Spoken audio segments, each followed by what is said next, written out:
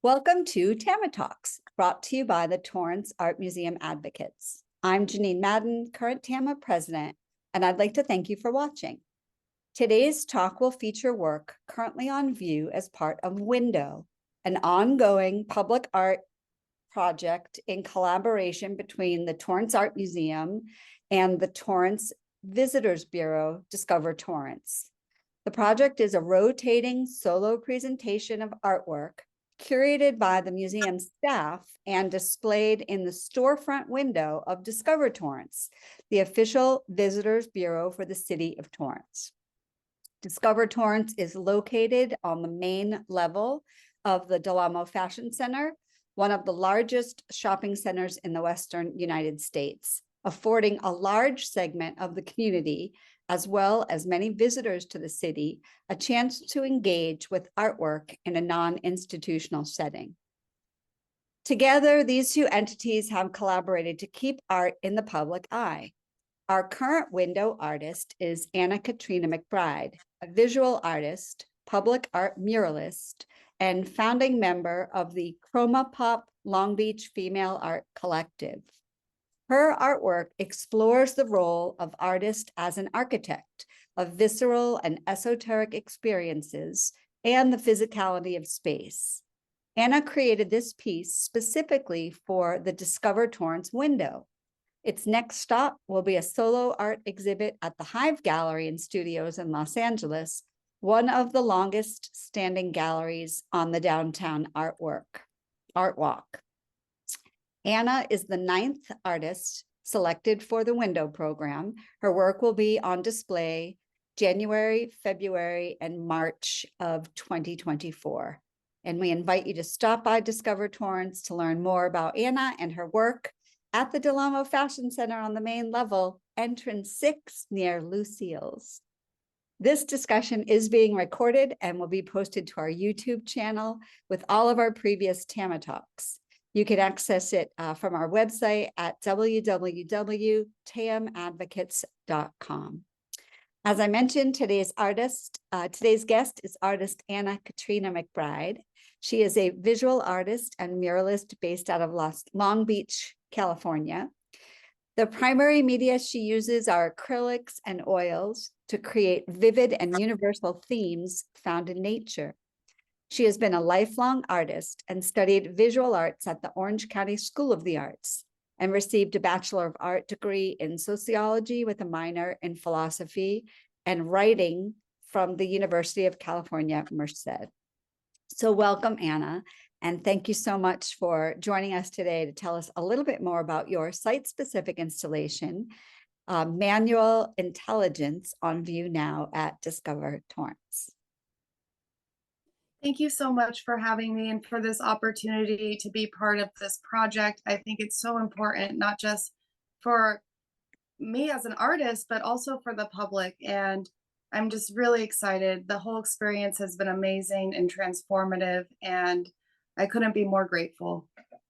Well, thank you. We so appreciate you coming on to tell us a little bit more about it. So what I have about the piece is the title of Manual Intelligence, with the description: out of the darkness, a glowing hand emerges, honoring and giving reverence to the hands that create art. With the emergent technology of AI-generated content, it's easy for an artist to wonder where their place is as a creator. This piece reminds us that the artist's most important contribution is not imagery alone, but art as a process of creating visceral experiences for the creator and viewer through the materials we sense in our physical spaces. So this is the only one of these in existence. Is that correct? Yes, absolutely. So I created this piece specifically for this installation and, measured it for the site and really just wanted to bring a message, not just for artists, but for the viewers of the Torrance Amo Fashion Center. AI has been a topic that's been coming up a lot in art. And I was thinking about, how it changes some of the ways that we look at art as a content creator. And so for me, what I came back to is the feeling of knowing that art for me has always been a process, and it's such a embodied feeling that, as I go through, I'll go through a roller coaster of emotions. It could be highs and lows, and at the end they have this image that is created. And for me, that's the most important part of the process, and sharing that image is really just a timestamp of its being. And so I wanted to talk about that and encourage other artists to feel empowered and to feel that sense of knowing that their process is what's most important, and to not necessarily get lost in the idea that they could be easily replaced by technology. Absolutely, absolutely. And I think that's definitely something that's it's one of those things where there's that fine line between replacing and being an impetus for ideas. I know that that often AI is used to generate ideas, even though it comes from idea placement in the first place. I mean, obviously it starts with an idea that someone has entered in there into the whatever application it's that they're using, and then expanding on that. So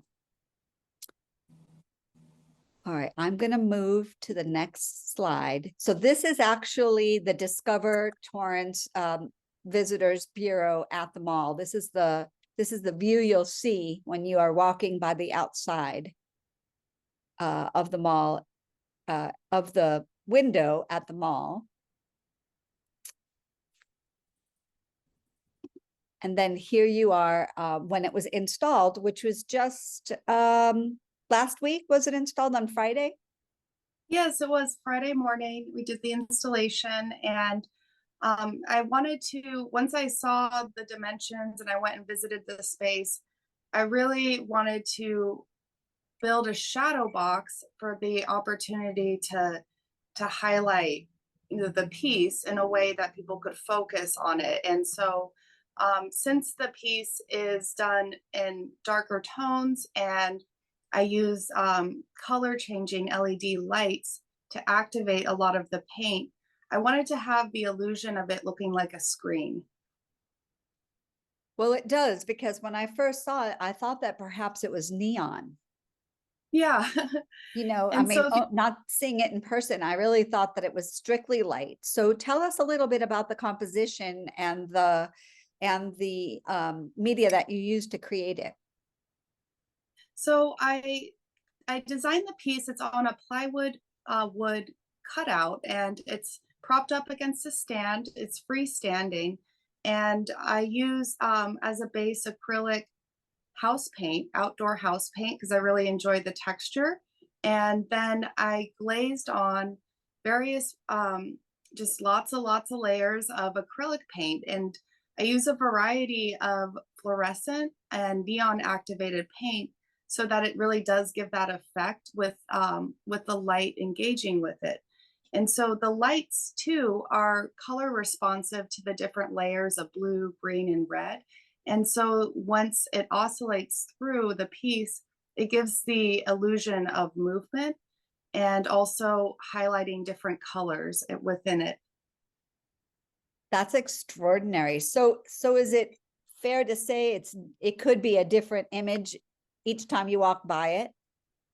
Oh, absolutely. There'll be a different color. It will either be pink, blue, red, green, and you'll see different spots within it too. Like in the bottom left hand of the wrist, there's a rainbow spectrum that will come out in the white light. And so I I wanted the piece to have that impact because of the idea of being in such a busy setting as a mall. And so they conveniently have some massage chairs located right in front of the installation. So I was hoping that it would give a an oasis for a busy shopping mind, to sit down and relax and just enjoy the process of viewing how paint reacts with light, and to just feel safe and secure and go about their busy day. I think it's an excellent example too of that idea that in order to not necessarily understand, but to kind of absorb all of the benefits of a piece of artwork, it does require that we stand in front of it longer than it takes us to read the label. And so Yes. by making it change and making it move, it further engages the viewer to not only anticipate what the next iteration of it is going to be, but also how they feel when they're looking at it. I know the palette of the cool colors, is certainly has an effect when I look at it. Although, as you say, I could be walking by it at another time during the day, and it could be, like you said, pink. So I like the idea that it may reflect the mood, but also impart a mood on the viewer. Oh, absolutely. And to keep them, excited and engaged, like, oh, what? I didn't know it was that color.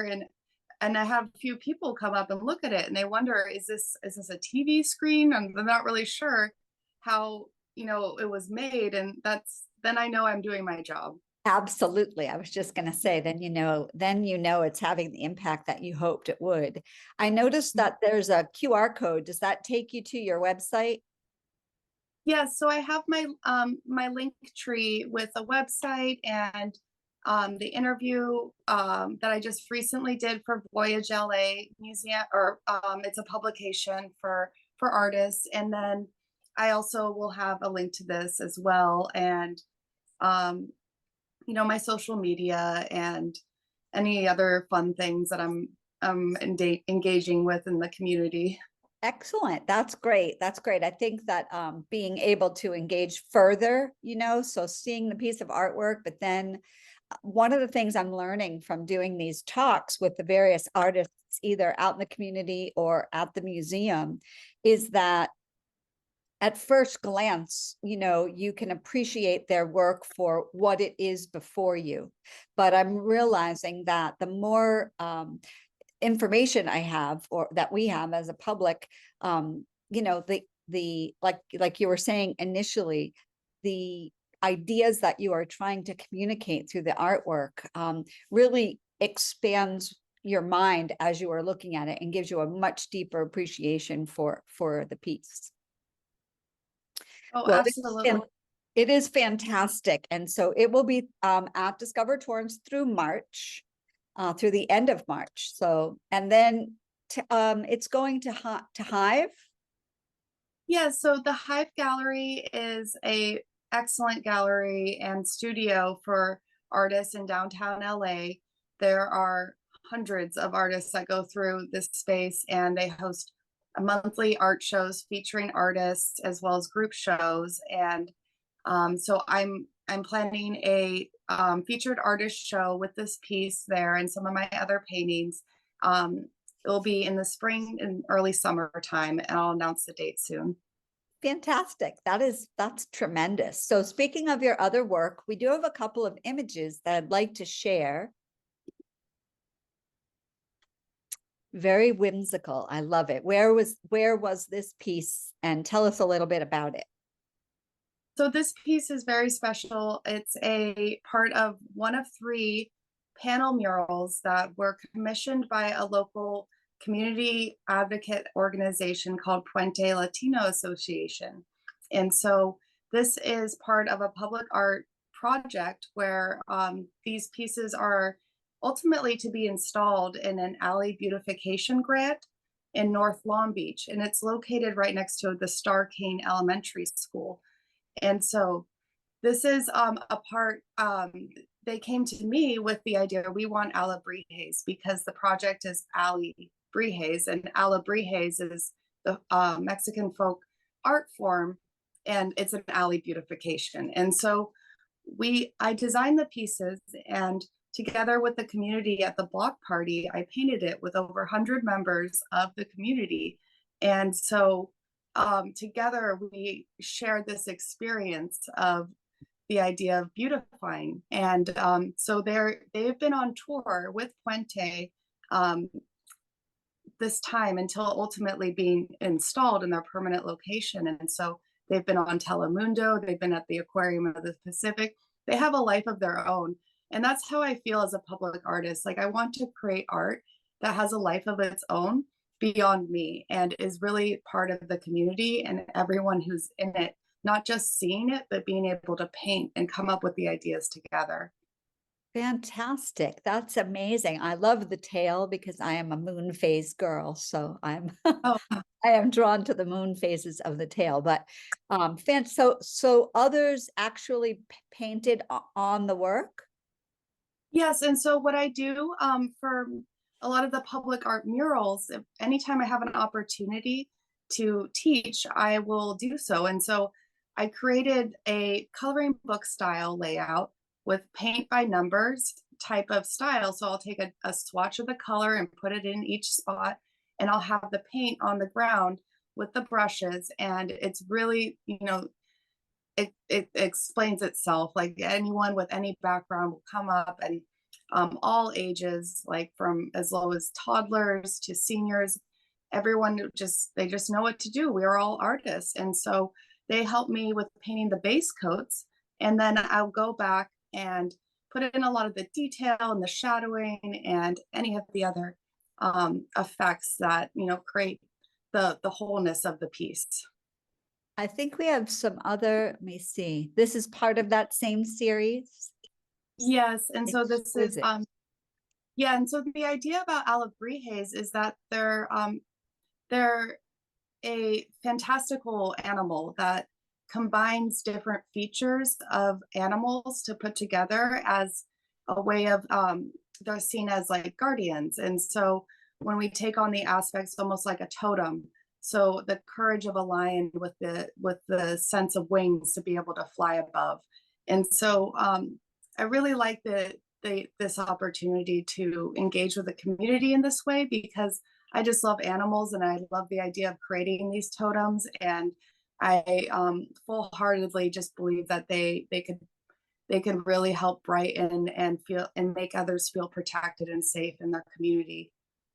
What's also very poignant too, I think, is that there's a sense of ownership, so that every time somebody who actually walked, that actually participated in helping you create it walks by, can say, hey, that's the piece we worked on, or that's what I helped when we came out to the park, or whatever. I think that that also creates excitement for the viewer when they have a hand in the creation of a piece. So that's Oh, great. absolutely.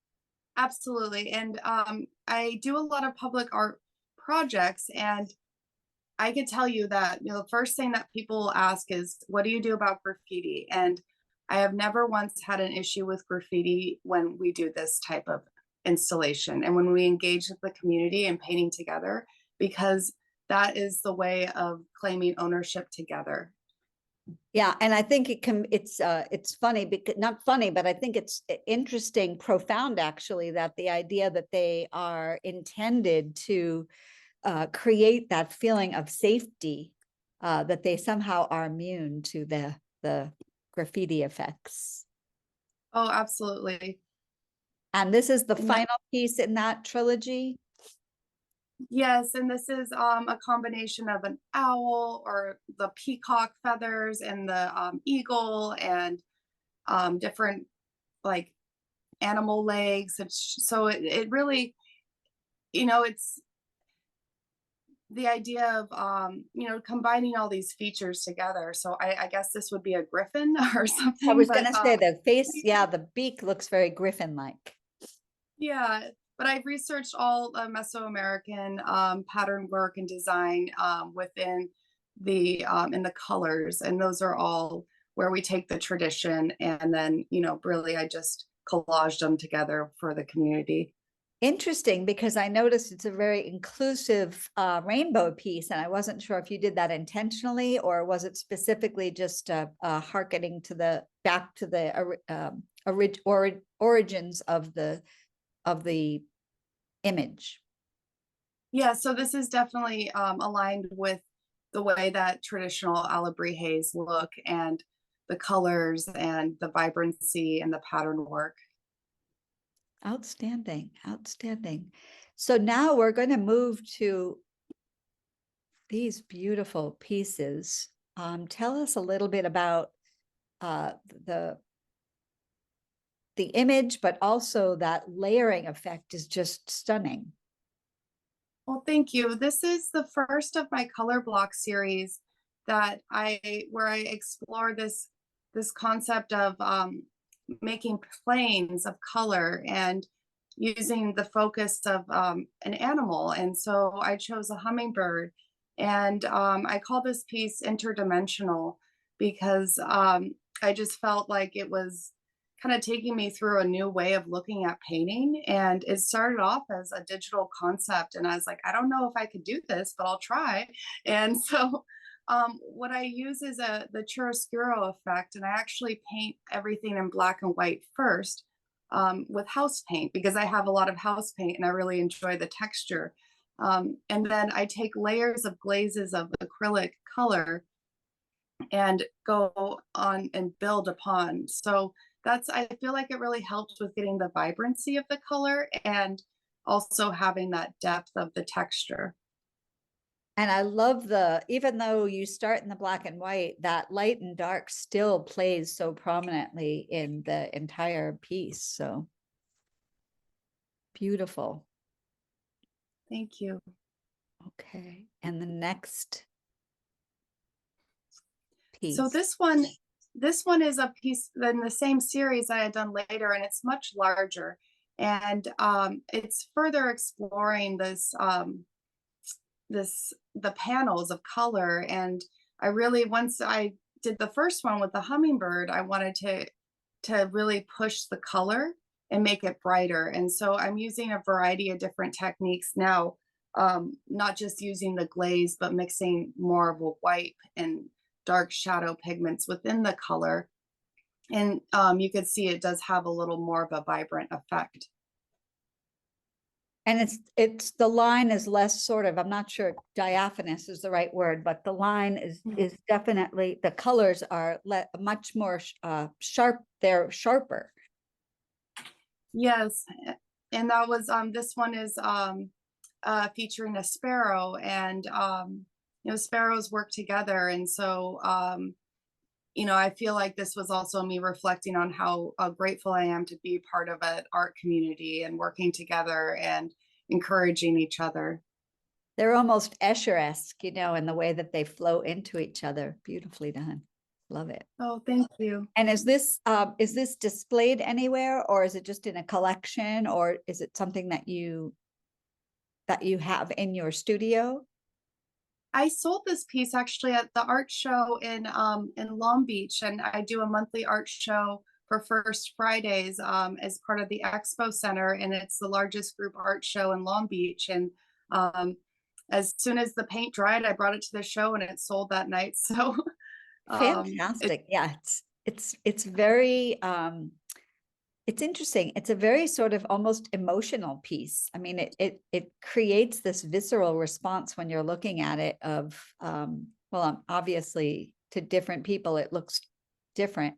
But for me, it's just this kind of lightness and the way that it moves from the darker bird into that lighter bird, where you can see through where the two different colors of green and then the purple feathers. And it's just that whole idea of movement, and just a lightness that I can really, really appreciate. Well, thank you. And in this series, I really wanted to explore the sense of ascension and flight.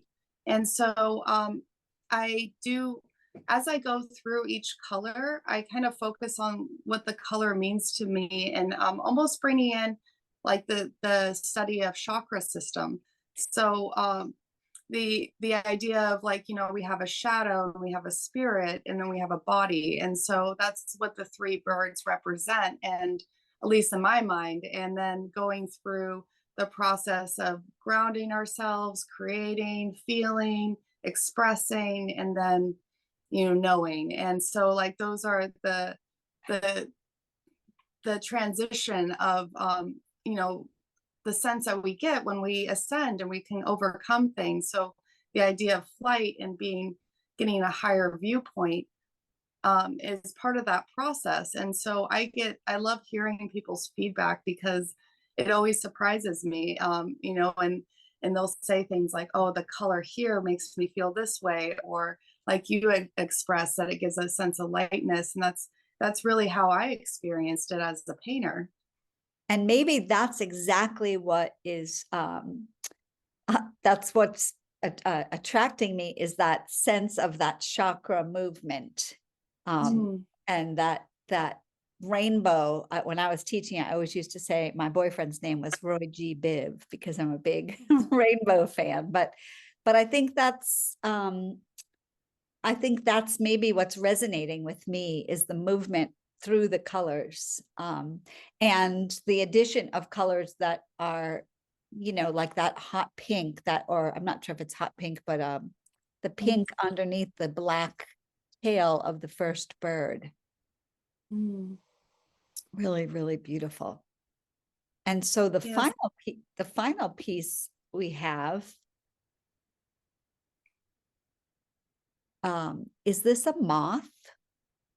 Yes, this is. And so this is part of that color block series, but not necessarily in the ascension way, but I started to focus on highlighting animals that I love. And so I gather a lot of my inspiration from nature and animals and the stories that they tell us. And so this is an actual moth. It's called the primrose moth, and it's an actual plant called the primrose plant. And one of my friends who's an ecologist, I was with her in her front yard and we found this moth, and it's actually baby pink.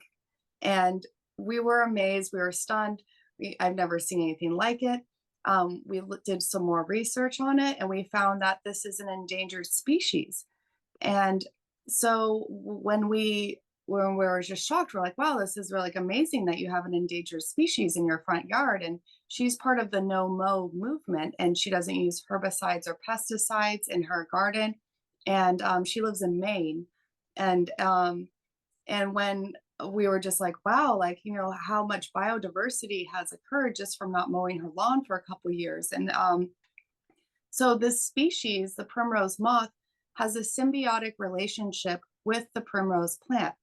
It only it actually feeds off of the pollen, it pollinates the plant, and then it seeds its larvae in the roots of the plant. So whenever the plant gets uprooted, it's actually taking away the food source from the primrose moth. And so very much like how the monarch butterfly has a symbiotic relationship with the milkweed plant, this primrose moth does with the primrose plant. And not just with this particular moth, but it's an amazing pollinator and it's a night blooming flower. And so many other moths and pollinators and bees, daytime, nighttime, will go to this plant.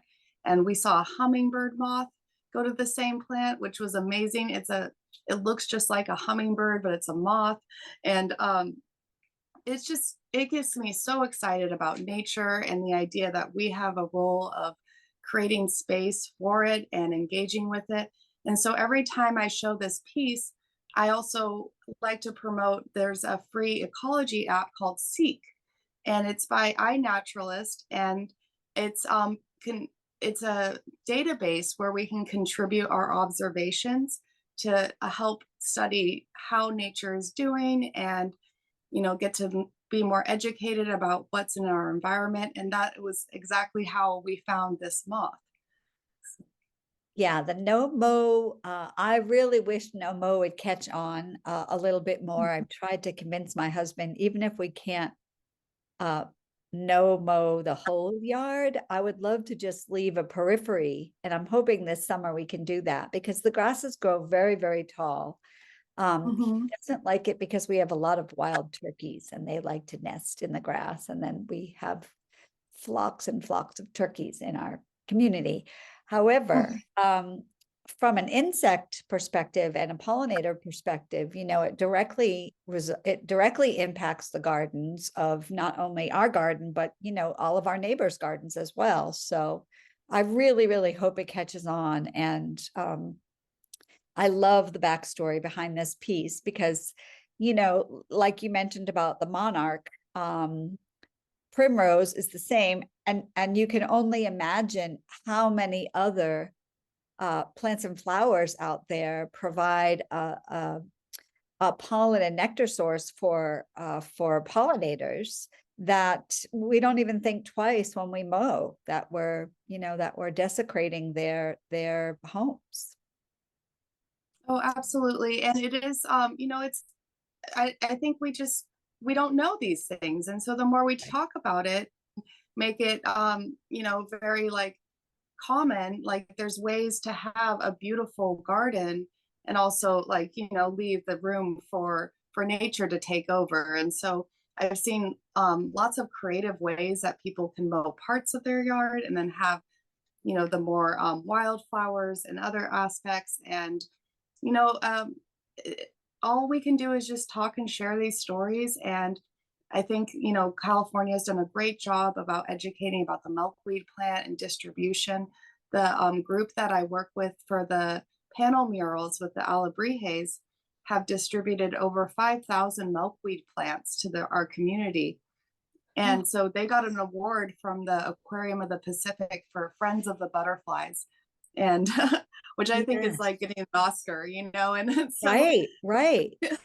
Yeah, that's amazing. I really hope we see a turn in communities, that start at the small level and then branch out to states and the country as a whole, because I think that until we recognize that unique relationship between pollinators and the food we eat, we are it's hard for us to make that leap to, like you were saying, where you don't use insecticides when there are pests in the garden. There are non-pesticide ways to eradicate them. And the hard part for us in convincing our neighbors is that we have a large hawk population and also a lot of owls.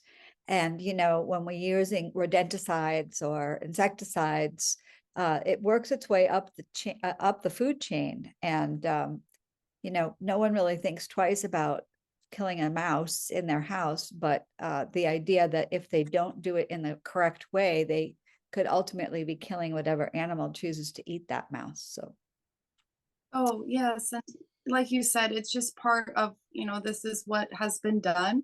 And I was talking with my dad. At one point he wanted to use Roundup, and like he went to the center for advice, and they're like, this is how you use it, this is great, this is what everyone's doing. And it's just like we're starting to know more about that process. And so it's these gentle conversations and examples of beautiful gardens and ways of alternatives that I think will help over time to get back to a place where we can embrace nature at its fullest and protect all animals, not just the big ones, but the tiny little pink moths that we may see more of if we do. absolutely. Well, I so appreciate your work. It's tremendous, and more so the knowledge behind it and the lessons that it can teach.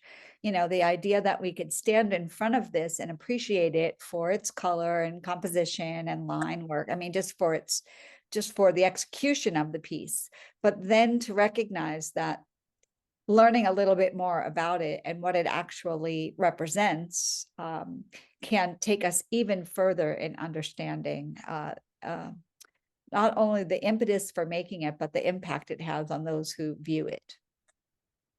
So thank you. absolutely, beautifully done. So I do want to thank you for coming out today and having a chat with us, telling us a little bit about your work. The nice thing is that your website has all of these pieces. Is that correct? Yes, and I'll make sure to update them soon if they're not on there. And Great. yes, and I have on my link tree as well, like all of the social media, and I'll definitely be sharing this interview and anything else that comes up. I'll be planning an opening reception for this window display soon. It will be this month on a weekend, so I'll announce that date soon on my social media and website. Perfect. That's great. We would appreciate that. When you publish it, I'll be happy to share it. Oh, Sure. I will put it's on our website now, but I'll go ahead and, I think that I have it linked. I think I have the image, of your work linked to the Torrance Art Museum window page. And I think on okay. the Torrance Art Museum window page is your personal website and social feeds. So we'll go ahead and keep that and update it however we can. This will Okay. be posted hopefully later tonight. And we'll Okay. get the link up on our website as well as, and I'll be happy to email it to you too, so you can share it. And Thank you. so thank you again, everybody, for watching. We really appreciate it. And we look forward to our next episode of TAMA Talks. Thank you so much.